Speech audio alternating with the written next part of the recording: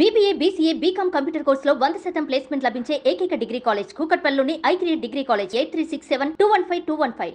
ఎండలు దంచు కొడుతున్నాయి. రికార్డు స్థాయిలో ఉష్ణోగ్రతలు పెరిగిపోతున్నాయి. బయటకు వెళ్తే గొడుగులు తప్పనిసరయ్యాయి.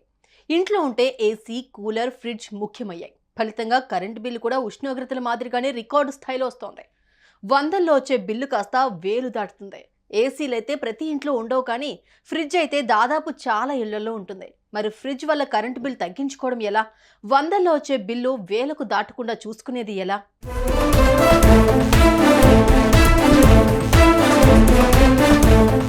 ఇంట్లో ఫ్రిడ్జ్ ఉంటేనే సమ్మర్ అంతో ఇంతో కూల్గా అనిపిస్తుంది. బయట నుంచి రాగానే కూల్ వాటర్ తాగితే హమ్మయ్య అనే ఫీలింగ్ వస్తుంది.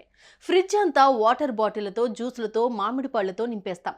ఆహారం పాడవకుండా 24 గంటలు ఆన్ చేసి ఉంచుతాం. ఫలితంగా కరెంట్ బిల్ పేలిపోతుంది.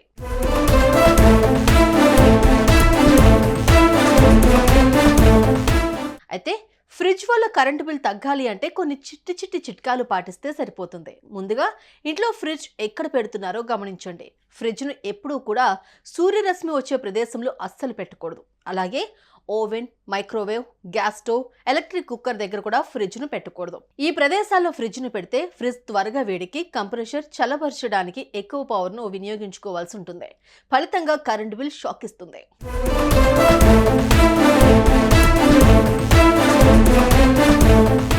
ఇక సమ్మర్ వచ్చిందంటే చాలు, చాలా మంది ఇళ్లలో ఫ్రిడ్జ్ వాటర్ తాగడానికి ఇష్టపడుతూ ఉంటారు. అందుకే ఫ్రిడ్జ్ ని వాటర్ బాటిల్స్ తో నింపేస్తారు. ఇలా మోతాదుకు మించి వాటర్ బాటిల్స్ కానీ ఆహారం కానీ పెడితే చల్లని గాలి ప్రసరణ ఆగిపోతుంది.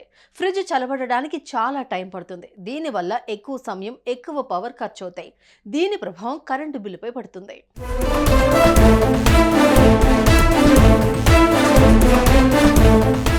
అంతేకాదు, ఫ్రిడ్జ్ లో అప్పుడే కాచిన పాలు, ఇతర ఆహార పదార్థాలు కూడా పెట్టకూడదు. అవి కాస్త చల్లారిన తర్వాతే పెట్టాలి. లేదంటే వేడి వల్ల ఫ్రిడ్జ్ లోపల ఉష్ణోగ్రత పెరగడం మొదలవుతుంది. అధిక ఉష్ణోగ్రత వల్ల ఫ్రిడ్జ్ కంప్రెసర్ పై ఎక్కువ లోడ్ పడుతుంది. అంతేకాదు, రిఫ్రిజిరేటర్ ను ఎప్పటికప్పుడు క్లీన్ చేయాలి. నెలలో కనీసం 2 సార్లు అయినా శుభ్రం చేయాలి. అందుకు సంబంధించిన స్ప్రేలు కూడా ఆన్లైన్ లో అందుబాటులో ఉంటాయి. ఫ్రిడ్జ్ లోని కాయిల్స్ ఫ్రిడ్జ్ ను చల్లపరచడానికి ఉపయోగపడతాయి. ఆ కాయిల్స్ పై ఎక్కువగా దుమ్ము పేరుకుపోతుంది. సో అప్పుడప్పుడు సర్వీసింగ్ చేయించడం ఉత్తమం.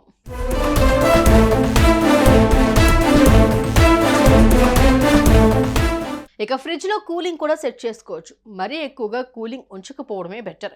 ఎక్కువ కూలింగ్ ఉంచితే కంప్రెసర్ పై ప్రెషర్ పడుతుంది. ఫలితంగా ఎక్కువ పవర్ కన్స్యూమ్ చేస్తుంది.